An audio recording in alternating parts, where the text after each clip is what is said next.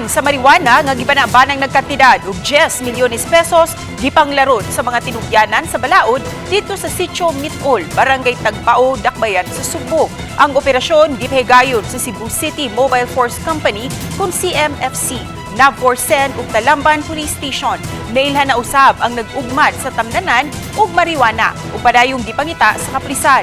Sigo ni Police Lieutenant Colonel Dexter Calacar, Force Commander sa Cebu City Mobile Force Company, nga samtang nagpatrolya sila sa nasuyng barangay, usa ka concerned citizen ang nipahibaw kanila sa matud pa marijuana plantation nga nahimutang sa Sitio Mitol sa Barangay Tagpao. Ang unang luna adunay 15,000 ka mga stock sa marijuana nga mo kantidad sa 6 million pesos. Samtang ay kadong luna adunay 10,000 stock sa marijuana nga mobalor og 4 million pesos. Dali nga gipang-ibon sa mga sakop sa operating team ang gitanom nga mga marijuana ug gisunog.